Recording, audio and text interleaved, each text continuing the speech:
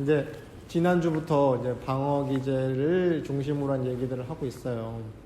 뭐 어려운 얘기는 아니고 또 그 전에 했던 사실은 동어 반복입니다. 같은 얘기 계속 반복하는 거일 수도 있겠고 귀에서 딱지가 않게 들어서 잔소리 같이 들릴 수도 있겠지만 사실은 인간이 변화하는데 100일이 걸린대요. 그래서 우리가 옛날에 100일 기도를 하는 이유가 대략 석 달 정도면 하나의 인간의 습관이 완성이 된다. 얘기를 해요. 그리고 그래서 100일 기도라는 100일의 숫자는 그 100일 동안 나의 어떤 특정한 변화, 특정한 습관을 하나 새로 만든다거나 또는 특정한 습관을 하나 새로 버린다거나 할 때, 또 뭐 예를 들어서 술, 담배도 한 100일 정도 끊어봐야지 이걸 더 나갈 수 있냐, 못 나갈 수 있냐 이런 것도 좀 확인할 수도 있고 뭐 그런다는 얘기 있어요. 그 장자 있어요. 중국의 장자. 노자와 장자 할 때 중국의 대표적인 뭐 성인이자 철학자죠. 장자는, 노자와 장자는 그 성인의 이름이기도 하고 책 이름도 그래요. 그러니까 노자, 장자는 책 이름도 동일하게, 그러니까 노자는 사람 이름이기도 하지만 노자나 장자는 책 이름이기도 해요. 장자가 보면은, 그러니까 사실은 이 두 사람이 역사적으로 봤을 때는 진짜 있는 인물인가 하는 그런 어떤 전설 속의 인물. 특히 노자는 뭐 역사적으로 그냥 보면은 지금으로 따지면 도서관 관장 정도? 그 당시에? 근데 지금의 도서관 개념보다도 황실에 이제 기록을 관리하고 아마 그런 일을 했던 것 같은데, 옛날에 죽간이라고 했어요. 죽간. 책이 종이가 발견되기 전이니까 대나무를 쪼개가지고 거기다가 써가지고 끈으로 가죽끈 같은 걸로 묶어서 이렇게 둘둘둘 말아서 보관하는 거예요. 죽간으로 책을 봤잖아요. 막 그런 식이니까 노자, 장자는. 그러니까 노자는 5천 정도, 5천자 정도 되는 글자로 지어진 그 노자가 제일 유명하죠. 도덕경이라고 불리는. 이제 노자라고도 불리고 도덕경이라고 흔히 지금 뭐 도덕경이라고 많이 하죠. 그 책의 뭐 저자, 그건 이제 그러니까 전설 속의 인물인데 장자도 마찬가지예요. 장자는 또 약간 신화적인 인물인데 장자가 쓴 책은 이제 장자라고도 부르지만 뭐 남화경, 이게 약간 도교적 사유에서 남화경이라고 부르고, 왜 노자는 죽어서 그 태상노군이 된다고 해요. 전설 속에 태상노군이라고 한 도교의 신이 된다고도 하는데, 어쨌든 장자에 보면은 이런 구절이 있어요. 이런 내용이 있어요. 장자는 우화집이거든요. 이야기책. 그래서 읽기는 장자가 더 쉬워요. 노자 이 도덕경은 좀 함축적이고 약간 시 같기도 하고 뭐 약간 무슨 암호 같기도 해서 이게 지금도 노자에 대한 막 설이 분분하잖아요. 근데 이제 장자는 옛날 이야기책 같아요. 우화집 같이, 이솝우화 같이 이야기가 많은데 거기에 이런 이야기가 있습니다. 어느 날 남해의 왕과 북해의 왕이 중앙의 왕을 만나러 가기로 했대요. 뭐 남해의 왕의 이름은 뭐 숙이고 뭐 북해 용왕의 왕은 이름은 뭐 흐린가 아이가 그거 이름은 중요한 게 아닌데, 근데 재밌는 거는 중앙의 왕의 이름은 혼돈이래요. 혼돈. 우리가 흔히 말하는 혼돈의 카오스 할 때 혼돈하다 할 때 혼돈인데, 만나러 갔어요. 놀러 갔대요. 그 두 왕이 중앙의 왕을 만나러 갔는데, 재밌는 거는 남해의 왕과 북해의 왕은 이목구비가 다 이 눈, 귀, 코, 혀가 다 갖춰져 있는데, 중앙의 왕인 혼돈은 눈, 귀, 코, 혀가 없어. 덩어리로만 있는 거야. 그래서 놀러 갔으니까 우리 선물을 주겠다. 그래서 무슨 선물을 줄까 했더니, 너도 우리처럼 눈, 귀, 코, 혀를 갖춰주겠다 해서 7개의 구멍, 이걸 우리가 칠규라고 그래. 칠규. 구멍을 하나, 둘, 셋, 넷, 다섯, 여섯, 일곱. 칠규잖아요. 우리 얼굴에는 7개의 구멍이 있다. 그래서 이렇게 하나, 둘, 셋, 넷, 다섯, 여섯, 7개. 그래서 왜 북두칠성을 그렇게 대입하기도 해요. 고대인들은 우리의 하늘에 북두칠성이 있듯이 우리 얼굴에도 7개의 칠규가 있다. 뭐 이런 얘기를 하는데, 그래서 그걸 뚫어줘요. 7개 구멍을. 혼돈에. 이야기니까 말도 안 되죠.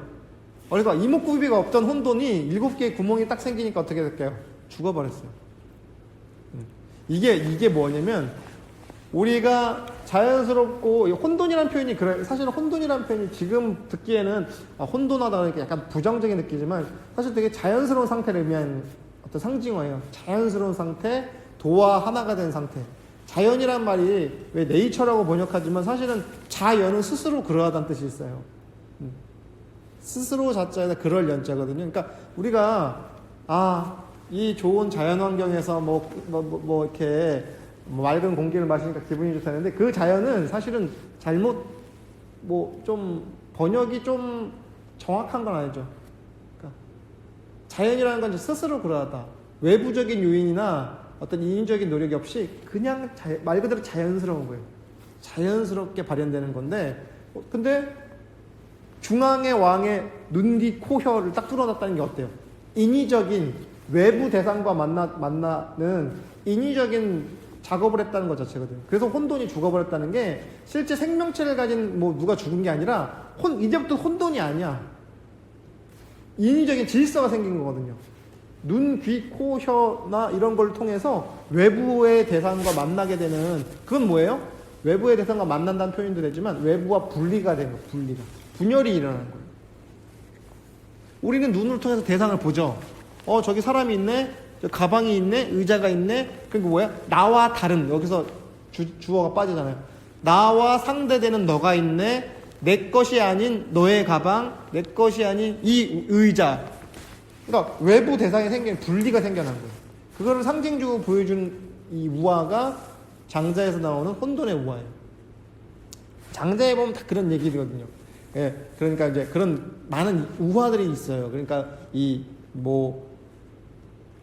제가 좋아하는 구절도 있죠. 그 곤이라고 하는 새가 있는데 이 곤은 한번 날면은 3개월을 난대요. 근데 이 새는 파닥파닥 날갯짓을 치는 게 아니라 바람을 타고 그러니까 바람의 요인의 영향을 받지 않고 한 번 날면 석 달을 난다는 거예요, 하늘을. 이런 식의 조금, 그러니까 이게 말도 안 돼. 말도 안 되죠. 우화인데 말이 되나? 이솝우화에서 여우나 토끼가 말하는 건 말이 돼? 말도 안 되지. 우화니까 그냥 받아들이는 건데. 그래서 그 혼돈의 우화라는 건 뭐예요? 우리가 최초로 분열이 일어나는 거예요. 분리가 일어나는 거예요. 외부 대상과 나를 나눠서 보는 거예요. 근데 여러분도 다 겪으셨잖아요? 여러분도 다 겪었어요. 엄마 뱃속에 있을 때 우리가 외부 사물을 지각해요? 아니, 외부 사물을 지각하는 건 고사하고 나라고 하는 인식 자체가 없죠. 그때는 엄마와 내가 하나예요. 그래서 아마 제가 지난주도 얘기했죠. 아기는 태어나서 몇 개월 정도는 아니면 1년, 2년 정도는 엄마와 나를 분리하지 못한다. 그리고 자라는 자각이 없어. 그러니까 어때요? 일단은 대성이는요, 이런 식의 표현. 나는요, 나 이거 먹을 거야. 나 어린이집 가기 싫어. 나 엄마 싫어. 이렇게 이런 식의 자아가 발생되기 이전까지는요, 주어가 나가 아니라 그냥 자기를 그냥 이름으로 반응하는 박대성. 그래서 불경 같은 데 보면 부처님께서 나는이라는 표현을 안 써요. 3인칭을 쓴단 말이에요. 열에는 이와 같이 열에는 이렇게 생각한다. 이렇게 열애라고 해요. 제3인칭을 써요. 왜? 자아의 경계를 뛰어넘었기 때문에 나는요, 내가요, 이렇게 얘기하지 않는다고요. 그러지 않기 때문에 우리는 나는 말이야, 한성격해. 나는 이런 걸 좋아해. 그러니까 나라고 하는 에고, 그 에고의 바탕에서 사고를 하고 행동을 하기 때문에 그 에고라는 바운더리를 못 벗어나는데 그 에고라는 경계를 뛰어넘게 되면요, 자기를 표현할 때 나라고 안 하는 거죠. 약간 이렇게 표현하면 약간 우리끼리 얘기하면 약간 재수없죠. 대성이는요, 남자들은 군대 가면 중대장은 너희들에게 실망했다 이렇게 얘기해요. 나는 너희들한테 실망했다는 표현을 쓰지 않고 그게 상당히 또 권위적인 좀 느낌도 있거든요. 자기의 직위로 중대장은, 사단장은 너희들의 그리고 중대장, 사단장, 연대장은 주로 실망을 많이 하지 중대장은 너희들 때문에 기뻤다 이런 얘기 잘 안 해요. 긍정적인 표현보다 부정적인 표현 하는데 어쨌든 그래서 우리가 이렇게 분열이 일어나는 게 우리도 다 혼돈에서 질서로 나가죠. 엄마 뱃속에서 튀어나오면서 자아가 형성되기 시작하면서 그때부터 뭐예요? 외부 대상과 나를 띄워서 놓는 거예요. 근데 그게 더 심화되면 어때요? 나와 너를 있는 그대로 보는 게 아니에요. 어때? 이제 전쟁이야. 나 외에 다른 것들 또는 내 가정, 자기의 영역이 생기죠. 바운더리가 생기잖아요. 전문용어로 나와바리가 생기죠. 내 나와바리. 그리고 그 나와바리를 내 영역에 들어서는 다른 대상에 대해서 배타적으로. 왜 우리의 기죽여요? 이런 표현 쓰죠? 왜 우리의 기죽여요? 우리 애는 뭐예요? 나의 확대된 존재야. 나라고 하는 게 확대된 게. 왜 내 물건 만져요? 왜 내 가방 만져요? 왜? 나의 영역이거든. 이건 나의 영역에 속한 거거든. 나의 가방이니까. 백화점에 전시된 가방한테는 그렇게 표현하지 않죠? 근데 내가 쓰는 물건, 내가 메고 있는 가방이니까 어때요? 나의 확장이에요. 근데 우리 성인들은 부처님, 예수님, 뭐 공자님, 대종사님 같은 분들은 어때요? 우주가 나의 영역이 되니까 어때요? 우주까지도 다 자기의 영역을 확대되는데 우리는 기껏해야 내 가족, 내 자식, 내 물건 그 영역이 되게 좁잖아요. 기껏해야. 그리고 그것조차도 아니고 그냥 극도의 이기적인 거. 나. 예. 최초로 분리된 나에 대한 그 애틋한 감정 포기하지 못해. 예. 그러니까 어때요? 어떻게든지 방어하고 지켜내야 돼요. 이거. 그러니까 어때? 불안하잖아요. 누가 쳐들어올까봐. 내 영역에 누가 들어올까봐. 사춘기 아이들이 그렇잖아요. 그래서 사춘기 아이들은 자기 방에 들어가면 문을 착하고 잠그죠. 근데 어른들은 그 이해 못하니까 저 녀석이 저 사춘기가 되더니 저 버르장머리 이렇게 한다고 생각하는데 아니에요. 이 아이는 자기의 영역을 확대하는 중이거든요. 그러니까 최초로 내가 구현할 수 있는 공간이 어디야? 내 방. 왜? 엄마는 내 일기장 훔쳐봐. 네, 나의 기록. 나의 확장된 영역으로서의 일기장 같은 거 어떻게 막 지키잖아요. 나중에 이제 크면 어때? 막 이렇게 막 뭐 일기장 일기 쓰지도 않지만 지금 저도 고등학교 3학년 내내 일기 썼거든요. 잊어버렸어. 지금 어디다 그거 빨리 없애버려야 되는데 찾아가지고 뭔가 이상한 거 적어놨을 것 같은데 저도 그렇게 일기장 되게 열심히 의외로 되게 일기를 한 3년 내내 매일 안 빼놓고 쓰진 않았지만 이틀 3일 한 번씩 일기 꼭 썼었던 기억이 있어요. 고등학생 때인가? 왜 남자들은 기본적으로 좀 사춘기 늦게 오잖아요. 남자들은 군대 가서도 사춘기 해요. 여성들은 빠르잖아요. 초등학교 뭐 고학년만 벌써 이 자기의 영역에 대한 확고한 그 방어를 하기 시작하잖아요. 그런 것처럼 사실 이 사건의 이면에는 우리가 최초로 분리된 엄마 뱃속에서 태어났을 때 그때 그 사건이 아까 얘기했던 장자가 혼돈에 대한 우화를 얘기했던 거랑 똑같은 거예요. 우리도 그때는 혼돈이었다니까. 엄마 뱃속에 있을 때는 혼돈이었어요. 중앙의 왕을 보고 야 어떻게 눈, 귀, 코, 혀도 없냐. 우리도 그랬거든요. 엄마 뱃속에 있을 때 눈, 귀, 코, 혀가 무슨 소용이 있겠어요. 막 형성되고 있었겠죠. 이제 생물학적 기관으로서 그게 만들어질 수 있겠지만 뭐 가만히 있어도 탯줄을 통해서 엄마가 저 영양분을 다 공급해주고 가만히 있어도 따뜻하고 시원하고 쾌적하고 그런 거 영위하고 있다가 최초로 엄마 뱃속에 나왔을 때 으앙하고 울잖아요. 웃으면서 나온 애기는 없죠. 그런 애기는 없잖아. 울면서 나오죠. 왜? 최초의 분열의 사건에 충격을 받으니까 운다는 이제 비유적으로 얘기하는데 왜? 이거는 상당한 충격이거든요. 실제로도 심리치료나 이런 데서는 엄마 뱃속에서 태어났을 때 엄청난 트라우마를 겪는다고 해요.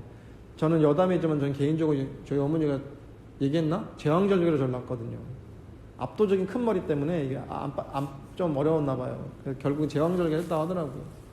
근데 저는 그러니까 그렇게 따지면 누구보다 더 큰 트라우마 있을 거 아닙니까? 그런 산도를 그 엄마의 태중에서 빠져나오는 과정이 남들보다 더 고달프지 않았겠어요? 그러니까 어때요? 더 큰 트라우마가 있었겠죠. 이건 자각을 못하지만 그러면서 그 최초의 분열 이후에 어때요? 우리는 계속 남과 구분. 쟤는 나보다 키가 크고 잘생겼네? 쟤는 나보다 키가 작고 못생겼네? 그러니까 호오가 생기죠. 시비가 생기죠. 좋고 싫음, 그리고 취향 같은 게 생기죠. 우리 요즘엔 취향을 존중해서 취존해 주세요라고 하지만 사실 그 취향이라는 건 다 제각각이죠. 자기의 에고와 감지되는 그 시비 이해로 시와 비 그리고 이로움과 해로움 우리 되게 그렇게 분리하지 않습니까? 이게 분리 기준인 거예요. 나한테 이로운 거, 나한테 해로운 거. 이로운 건 갖고 싶고 싫은 거는 버려. 가까이 하지 않아. 그리고 특히 우리가 강조하는 거 옳은 거 그른 거. 이건 다 분리하는 거고 낱낱이 나누는 거예요. 물론 잘 나눠야지만 잘 나눠야겠죠. 당연히 불리한 거는 버리고 싶고 유리한 거 갖고 싶은 게 인지상정이니까 당연한 거 아니에요? 근데 그 이전의 소식을 우리가 알아야 돼요. 이건 내 에고의 입장에서 좋고 싫은 거지, 실제로 우리 본성이나 우리 본성에서는 호가 없어요. 아까 얘기했던 중앙의 왕 혼돈이라니까요. 이 혼돈은 동양철학에서 사실 긍정적인 의미예요. 인위적이지 않은 거예요. 천지가 낯익이 이전의 소식이. 아까 제가 들어왔을 때 창세기 첫 구절이 바로 그거예요. 하나님의 영이 이 우주 휘감고 있었던 거예요.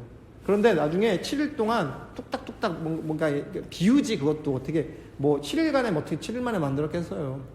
상징적인 이야기겠죠. 사실 7이라는 숫자는 서양에서도 되게 의미가 있지만 동양에서도 마찬가지죠. 우리가 일주일이 7일이죠. 근데 이 음양과 오행, 월화수목금토일이잖아요. 네, 월화수목금토일이 1월 빼는 나머지 목화토금수 오행으로 배치를 하잖아요. 그러니까 뭐예요? 우리는 우주 만물이라는 뜻이에요. 그 우주의 만물을 7가지 영역으로 분류한 거거든요. 그 7이라는 숫자는 동양에서도 의미가 되게 있습니다. 그리고 북두 칠성도 7성이죠. 7개의 별이죠. 물론 엄밀히 따지면은 우리 눈엔 안 보이지만 9개의 별이라고 해요. 좌보우필, 좌보우필 두 별이 더 있어서 북두 구진이라고도 해요. 우리의 시야로는 보여지지 않으니까 이제 그냥 칠성. 근데 칠성이라는 것도 왜 동양에서 칠성기도 이런 거 절에 가면은 왜 저기 산신각이나 이런 거 모셔져 있죠. 그 칠성 모시잖아요. 그건 이제 불교랑은 상관없어. 우리 도교적인 사고죠. 도교. 또 약간 무속적이기도 하고. 칠성기도 같은 거 하죠. 그럼 뭐예요? 칠성기도 하면 수명이 연장된다. 예. 사람이 돌아가셨을 때 왜 그 관을 칠성판이라고도 해요. 칠성의 기운을 받아서 태어났고 칠성의 기운을 거둬가니까 이제 저승으로 간다. 이게 상징적인 거죠. 7이라는 숫자는 되게 의미가 있는 거예요. 동양이나 서양이나. 어쨌든 그런 분리된 사건, 그 7개의 이목구비를 통해서 우리가 외부를 자각하면서 나와 대상을 나누게 된 거거든요. 근데 여기서 끝나는 게 아니에요. 극단적으로 적을 만들죠. 이게 저는 한국 사회가 결국은 더 나은 집단지성의 어떤 단계로 나아갈 거라 믿거든요, 개인적으로는. 근데 그 나아가기 전에 탄고가 되게 심하죠. 우리 특히 정치적인 사건에 대해서 사람들의 어떤 완전 양극단적인. 우리는 6.25 때나 이럴 때도 많이 그런 거 겪었잖아요. 좌우 이게 대립. 네. 낮에는 예를 들어서 국군, 밤에는 빨치산 이래가지고 서로 이렇게 아침엔 태극기, 저녁엔 인공기 해가지고 사람들 서로 죽고 죽이고.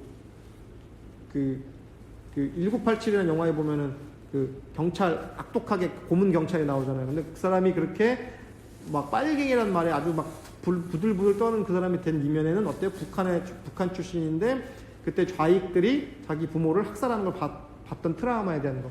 이 사람은 내재적으로 빨간색만 봐도 치를 떨게 하죠. 당연히 그럴 만한, 그러니까 물론 그런다고 해서 다 이렇게 누구를 해치우고 이렇게 학대하고 고문하고 죽이는 권한이 있는 건 아니지만 그래도 어때요? 그런 어떤 컴플렉스, 그걸 우리가 레드 컴플렉스라고 하잖아요.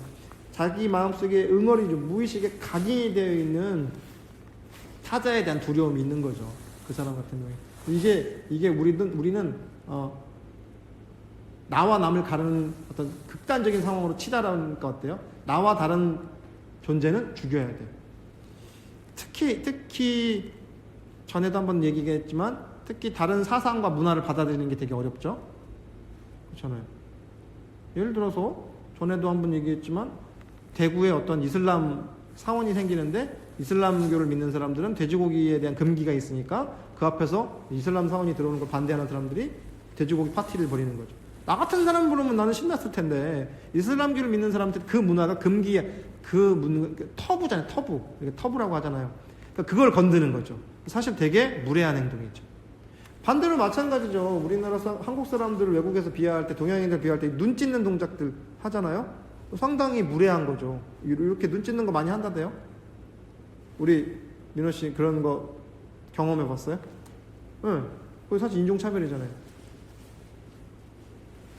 눈물을 참고 있는 건가요? 그때의 기억에. 다양한 갑자기 생각이. 맞아요.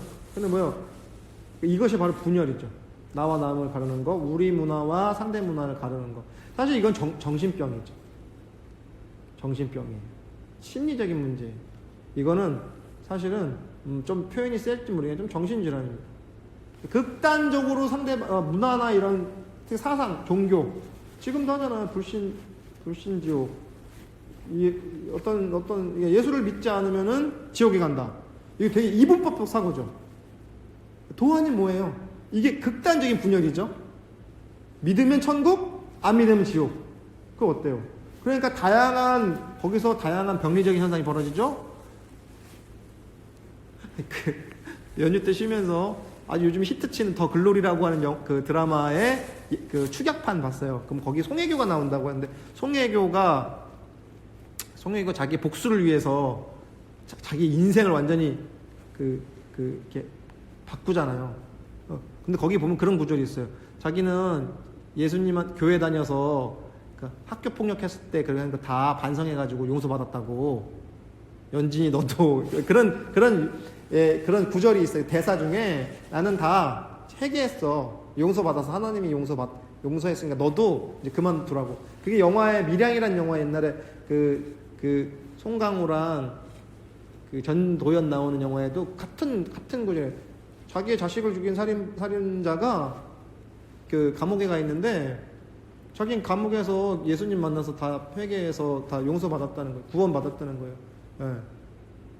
구원받았다는 생각을 하는 거죠. 구원받았다고 어떻게 확신합니까?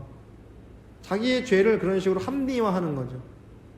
구원은 상대방이 해주는 거예요. 피해자가. 하나님이 해주는 거 아니에요. 어떤 절대적인 신이 해주는 거 아니에요. 제가 농담으로 아니 저 연예인들은 그 연말에 시상식 나와서 왜 시청자 여러분들한테 감사하는 것도 좋지 꼭 이렇게 하나님한테 감사해? 그 사랑을 하나님만 줬나? 시청자 여러분이 많이 줬지? 네, 농담으로. 좋아. 근데 아름다운 모습이에요. 그거는 신앙의 대상에 귀의하는 건 아름다운 모습이고 제가 농담으로 하는 소리지만 어때요? 대상을 설정해 놓고 나의 죄악을 거기다 대리로 맡겨놓는 거예요. 그러니까 어때? 그렇게 나는 회개했으니까 용서받았어. 구원받았어.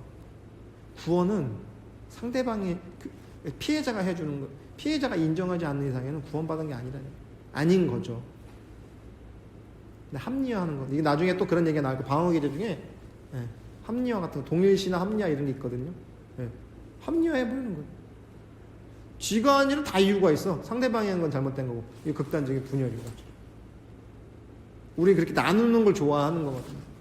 특히 한국 사회가 이 21세기 한국 사회가 그게 극단적으로 심해요. 근데 왜 그런지 알아요? 뇌가 그러고 있어요. 자기 스스로가 그렇게 극단적인 분열을 겪고 있으니까 그게 외부로 투사되는 거거든요. 다양하게. 그 재밌는 건요. 그렇게 양극단은 통해요. 양극단으로 하면 통해요. 어느 날은 이쪽 당에 누굴 지지했다가 완전히 180도로 달라져 있어요. 요즘에 제가 재밌게 듣는 유튜브 방송 같은 데 보면은 그냥 실명 얘기해도 되니까 진중권 변희재 그런 사람들이 평론가, 정치평론가 있거든요. 이 사람이 몇 년 전에는 두 사람이 완전 반대편에서 서로를 근데 지금도 둘이 싸우지. 근데 지금 두 사람 입장이 완전히 바뀌었어요. 재밌는 참 관찰 대상이에요. 서로 욕하면서 이게 양극단은 서로 통하는 거예요. 그래서 극단적인 분열 상황에서는요, 내가 절대선이 됐다가 내가 절대악이 되는 거라고요. 어느 순간. 나 아니면 다 나쁜 놈이었다가 나는 스스로 나는 죽일 놈, 나는 최악의 구원받지 못한 존재가 되는 거라고. 그러니까 어때요? 정전에 나오죠. 극도에 들어가서 자살한다. 실진자도 되면 극도에 들어가서 자살한다. 그 양극단으로 벌어진 분열의 현상이 극으로 가면 스스로를 살해한다. 스스로 학대하고. 그러니까 예전에 어떤 자료를 보는데 종교인별로 이런 확실한 자료는 제가 100% 확실하게 본 건 아니지만 큰 제목만 봤을 때 이런 자료가 있었어요. 자살을 죄악시하는 종교일수록 자살자가 많이 나와요.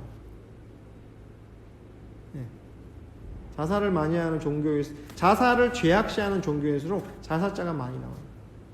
역설적. 종교가 그걸 특히 더 죄악시하는 종교는 내가 막 침이 뛰네. 특히 그거를 더 제약시하는 종교들은, 예를 들어서 어떤 종교들은 자살자에 대해서는 추모 의식을 해주지 않아. 큰 죄를 저질렀기 때문에. 저는 옛날에 교당에서 근무하면서 제 시골에서 근무한 적이 있거든요. 아주 그 영광, 아주 영산에서. 예. 근데 우린 다 해주거든. 천도제 의식, 종교 의식은 해주는데, 또 이럴 수도 있죠. 동물한테 영혼이 있어요? 어떻게 생각해? 모르겠죠. 없어요? 모르겠죠. 어때요? 그래서 어떤 종교에서는 동물 죽으면 추도식 그러니까 동물을 위한 기도를 안 하죠. 왜냐면 동물 영혼이 없는데 어떻게 기도를 해? 이렇게 보는 거죠. 근데 우리 이제 동양적 사고, 원불교뿐만 아니라 동양에서는요, 해주죠. 근데 이제 제가 몇 년 전에 읽었던 신문 기사에서 되게 재밌는 건데, 일본의 불교 종파들끼리 그런 걸로 토론을 했대요. 죽은 고양이, 왜 반려동물 일본에도 엄청 많이 키우거든, 우리나라보다. 그럼 이 반려동물이 죽었을 때 어느 정도까지 추모를 해주는 게 옳으냐. 그리고 그 해석에 따라서는 불교에서도 동물은 영혼이 없다고 이렇게 해석하는 종파들이 있다는 거예요. 그래서 이걸로 토론회를 했다는 거예요. 근데 이제 많이 해요. 일본에는 납골도 많이, 동물들 납골, 또 많이 해요. 저는 개인적으로 이제 고양이를 지금도 키우고 있고, 예전에도 이제 결혼을 하니까 저희 집사람이 고양이들을 키웠어요. 그러니까 오래 키웠어요. 막 15살, 막 16살 이렇게 된 고양이들이 있다는데, 3마리를 키웠는데, 결혼하는 조건 중에 하나가 뭐였냐면, 같이 살 수 있냐는 거예요. 저한테, 그러니까 자기 고양이를 키우는데, 10몇 년씩 키웠다. 근데, 그러니까 고양이를 싫어할 수도 있잖아요. 동물, 알러지도 있고, 그러니까 전 동물을 좋아하니까, 좋다고. 근데 이 고양이들이 결혼 1년차 때 한 마리가 가시고, 2년차 때 한 마리가 가시고, 3년차 때 한 마리가 가서, 3년 안에 다 돌아가셨어. 돌아가셨다는 표현이 그렇지만, 임종을 보고, 다 원불교식으로 다 7 천도제를 다 지내줬어요. 근데 그게 원불교인들한테는 낯선 일이 아니라고. 왜? 원불교의 소태산 대종사님도 왜 그런 법문의 구절이 있어요. 죽은 개가, 동네에서 개가 다른 개한테 물려서 죽었어요. 그러니까 너무 불쌍하다. 그러니까 그 불쌍한 기색을 비추시면서 저 죽은 개를 위해서 천도제를 지내주라고. 그래서 사실 영혼의 무게가 어디 있습니까? 동물의 영혼은 가볍고 인간의 영혼은 무거운가요? 그렇지 않거든요. 그러니까 우리의 사유에서는 사람의 영혼이나 동물의 영혼이나 다 동일해. 껍데기가 다른 거야. 소위 말해서 전생 업장 때문에 우린 이번 생에 사람의 몸이 된 거고, 쟤들은 그냥 강아지나 고양이 몸으로 온 거다. 이게 이제 동양적, 그러니까 특히 불교적 사유죠. 어쨌든 그것도 마찬가지예요. 너와 나를 가르는 거니까. 동물과 나, 삶과 죽음, 이런 것들을 계속. 그러니까 우리는 어때요? 삶을 추구하고 싶고 죽음을 배척하고 외면하고 싶죠. 왜? 역설적으로 우리는 그래서 죽어가는 존재거든요. 살아가는 존재가 아니라. 그것도 관점에 따라 좋죠. 오늘 이 순간이 우리는 제일 젊고 제일 쌩쌩한 날인데. 그렇잖아요. 과거로 돌아갈 수 없고 미래를 당겨 쓸 수 없으니까. 그리고 어때요? 거기에서 덧붙여서 어때요? 우리는 과거와 현재와 미래를 분리하죠. 과거가 있다 생각하고 미래가 있다 생각하잖아요. 그러니까 미래가 올 것이다라고 예측하잖아요. 예측은 현실이 아니죠. 그렇잖아요. 예측이 어떻게 현실로 가능합니까?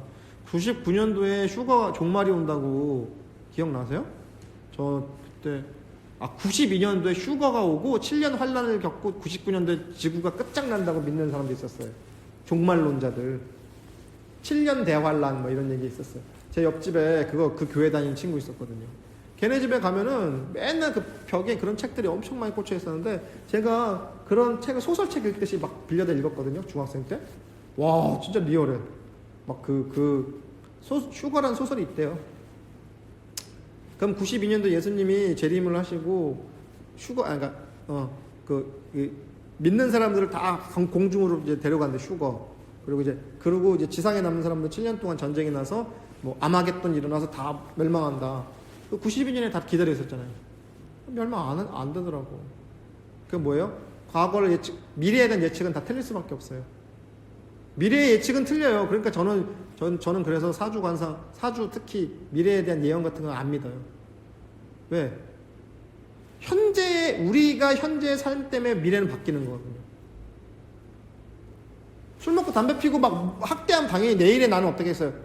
숙취를 겪겠죠. 당연한 거 아니겠어요? 네. 근데 나는 미래에 저기 술 담배 때문에 인생이 뭐 건강을 해칠 거야 라는 점괘를 받았으면 어떡해요? 오늘부터 술 담배를 끊으면 되죠. 그럼 미래가 바뀌겠죠. 네. 미래는 현실 오늘의 삶으로 내일을 바꿀 수 있다고 저는 믿어요. 그렇기 때문에 저는 그러니까 제가 이렇게 극단적으로 안 믿어요라고 하는 표현보다도 변화 가능해요. 그러니까 마음 공부하는 거 아닙니까? 내일의 삶이 오늘의 수행으로 명상으로 바뀔 거라는 거를 예측하기 이렇게 명상을 하지. 여러분 명상 해봤자 인생 안 바뀌어요. 정해진 팔자대로 살다 죽는 겁니다. 왜 여기서 이러고 있어요? 저부터도. 미래의 삶이 오늘의 1시간 명상으로 내일의 1시간이 변화할 거라는 걸 믿기 때문에 이 노력을 하는 거죠. 로켓이 그러니까 저는 팔자대로 살아야 된다는 말을 사실 좋아하지 않아요. 팔자가 있다고 믿는데 팔자대로 살다 간다는 걸 그러니까 좋아하지 않는다고, 믿지 않는다기보다. 왜 그러냐면요, 팔자는 바뀌거든요. 충분히. 로켓이 발견되기 전에 모든 지상의 물체들은 중력의 영향을 받았겠죠. 비행기도 그러니까 추진력이 없으면 떨어졌을 거 아닙니까? 비행기가 저절로 중력을 벗어나는 게 아니라 추진력을 가지고 날아다니는 그만큼의 중력을 이겨내는데, 로켓은 어때요? 추진력이 중력을 이겨내서 우주 공간으로 날아가잖아요. 그러니까 어때요? 중력은 팔자예요. 팔자잖아요. 못 벗어나죠? 아이패드 위에다 떨어뜨렸다. 이것도 팔자야. 중력은 못 벗어나잖아요. 그렇죠? 그러니까 모든 물체는 떨어지게 돼 있어요. 이게 이건 팔자예요. 근데 어때요? 로켓은 중력보다 강한 추진력으로 올라가죠. 그러니까 팔자를 이겨내는 거예요. 그럼 여러분들은 어떤 힘으로 이걸 이겨낼 거냐고요? 마음 공부의 힘으로 이겨내는 거죠. 그 바뀔 수 있어요. 만약에 로켓이 개발되기 전에 어때요? 모든 물건은 만유인력이죠. 만유인력. 만유는 끌어당김, 이 바닥으로 떨어질 수밖에 없다는 어떤 태생적 한계가 있는데, 그거보다 강력한 힘, 추진력이 있으니까 이 무거운 쇳덩어리를 수천 톤, 수만 톤 되는 이 쇳덩어리를 우주 공간으로 밀어버리잖아요. 그러니까 그것만 가지고도 우리 팔자가 바뀔 수 있다는 거예요. 바뀔 수 있다. 그래서 숙명론에서 벗어나는 거. 이 잘못된 그 숙명론에 빠지면 어때요? 이번 생은 이생망. 이번 생은 망했네. 이번 생이 망하면 다음 생도 망하는 거예요. 연결되어 있으니까. 우리 연결되어 있거든요. 그리고 또 더 나가서 어때요? 과거가 있다, 미래가 있다는 생각에서 벗어나야 된다. 과거가 어디 있습니까? 과거에 대한 생각이 있을 뿐이에요. 미래가 어디 있어요? 미래를 막 예측하죠? 미래에 대한 생각을 하는 거지 진짜 미래가 있는 게 아니라니까. 우리는 지금 영원한 현재 속에 있기 때문에 어때요? 우리는 과거가 있다, 미래가 있다, 분리된 생각을 해, 분열된 생각을 해. 그러니까 어때? 지금 이 생이 망했으니까 과거를 회상하거나 미래를 계속 추구한다고요. 근데 지금 열심히 사는 거예요. 지금 이 순간에 열심히 사는 거예요. 왜? 과거 없다니까요. 내가 갈 수 없으면 없는 거라니까. 당장 우리는 5분 전으로도 못 가요. 5분 전이라는 게 사라진 거 없다니까. 그리고 5분 후로도 갈 수 없어요. 5분이 뭐 5초 후로도 갈 수 없고 5초 전으로도 못 가잖아요. 우리 지금 영원한 현실 속에 살고 있는 거라고요. 근데 우리는 분열된 생각 속에서 과거가 있다, 미래가 있다, 팔자가 있다, 어디 없는 걸 계속 없는 것들을 계속 창조하고 있어요. 창조라는 건 좋은 편이네요. 허상을, 망상을 지어내고 있다고. 없는 걸. 인간의 가장 큰 장점이자 단점이죠. 없는 걸 믿는 거. 가장 고귀한 장점이지만 또 이것 때문에 우리가 우리 발목을 잡는 거죠. 그래서 분열을 벗어나는 거는요, 그 체험이 있어요. 딱 그 체험. 분열을 벗어나는 거는 들었죠. 이거예요. 이 소리는 이제 없어요. 없잖아요. 아까 그 순간 딱 일치된 그 순간 있죠. 이 딱 소리를 들었을 때 그 한순간, 무엇과도 바꿀 수 없는 그 순간, 그거 외에는 없다는 거예요. 근데 우리 망상하죠? 저거 왜 쳤지? 저 소리에 무슨 의미가 있지? 대나무는 뭐지? 제가 맨날 얘기해요. 대나무 쪽은 중생과 부처 뭐 이렇게 설명하는 사람도 있거든. 그게 망상이라고요. 없는 거라고. 그냥 이것만 존재했어요. 이것밖에 없다고요.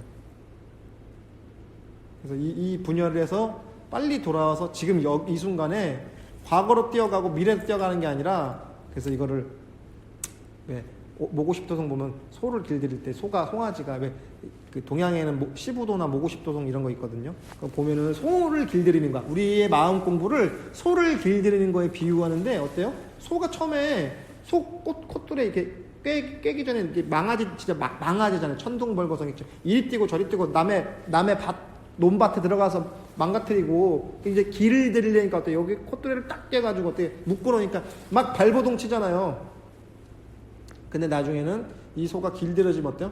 이 고삐를 놔도 자연스럽게 의젓하게 행동해. 저는 어렸을 때 큰 집에 가면 소를 키우는 걸 보니까 똑같더라고. 이리저리 치구심이라고 해요. 치구심. 이리저리 날뛰는 거예요. 마음이 가만히 앉아있는 것 같은 게, 가만히 앉아있는 게 아니라 망아지가 뭐 논밭으로 뛰는 것처럼 난리 법석이 치구심을 막 달려가. 미친 사람들 발작하는 거 봤어요? 막 날뛰거든요. 날뛰어. 그리고 그러니까 지치지도 않아. 여러분들이 저한테 이제 가끔 학부모들이 이런 질문을 해요. 우리 애가 사춘기를 심하게 맞아가지고 힘들다고. 제가 이렇게 얘기해요. 사춘기의 청소년들은 제정신이 아니다. 사춘기의 청소년 제정신이 아니니까 온전한 인간의 역할을 하는 걸 기대하지 말라고. 실제로 그래. 왜? 호르몬이 2차 성징이 이렇게 오면서 몸이 바뀌잖아요. 엄청난 변환이 오니까, 그리고 호르몬도 폭발적으로 이게 변화하거든요. 그러니까 제정신이 아니게 돼. 그때 치구심, 이 에너지가 애들이, 그래서 사실은 이 청소년들은 무조건 놀게 해야 된다니까. 공부를 시키면 안 되고 책상에 붙들어 놓으면 안 된다니까요. 얘들은 미친 듯이 뛰게 만들어야 돼요. 송아지가 그런 거야. 망아지.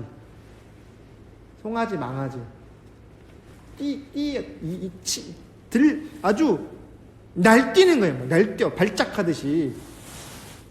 근데 이 에너지를 그렇게 써줘야 돼. 사실은 역설적으로.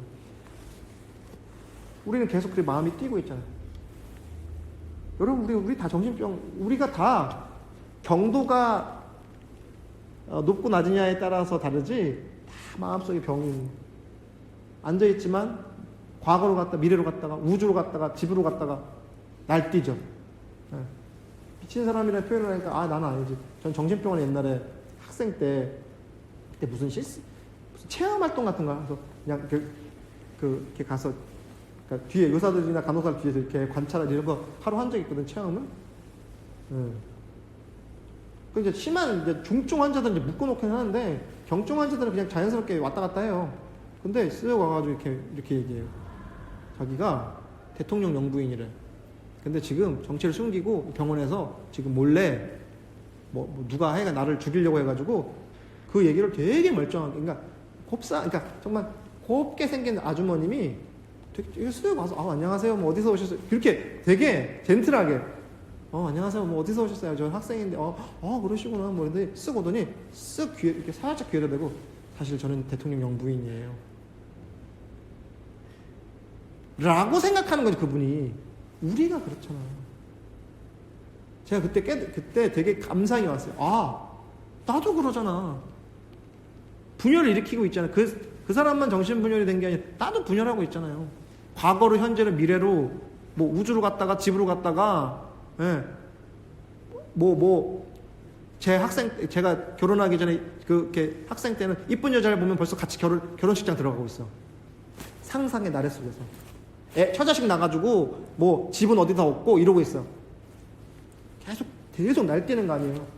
저만 그래요? 왜 저만 그런 것처럼 표정을 짓고 계세요? 마음에서 벌써 다음 생 생각하잖아. 그 망상이라고요. 다음 생이 어딨어? 이번 생도 다 못 사는데. 그게 분열. 이리 뛰고 저리 뛰는 분열이 일어나는 거예요. 분열이 일어나면 어때요? 착 벌어지면서 확 끝으로 달려가 버리잖아요. 예. 그러니까 어때요? 저 끝과 저 끝은 완전 남이야. 심지어 종교도 그래, 종교도. 저게 같은 종교 맞아? 완전 다른 얘기를 하니까. 이웃을 사랑하라고 했는데 한쪽에서 돌로 믿지 않으면 지옥을 보낸다잖아. 응. 우리는 안 그럴 것 같아요. 원불교도 그렇죠. 응. 저 같은 종교 맞나? 하는 얘기 들어보면 왜? 자기 중심으로 그 종교, 자기 중심을 생각하는 거야. 내가 이해한 만큼 신앙하는 거고 내가 이해한 만큼 마음 공부를 하니까 어때요? 나 엉뚱한 소리를 하는 거야. 완전히 같은 걸 보고도 같은 대상을 보고도 다른 얘기를 하는 거죠. 그게 어때요? 내 에고의 필터로 보니까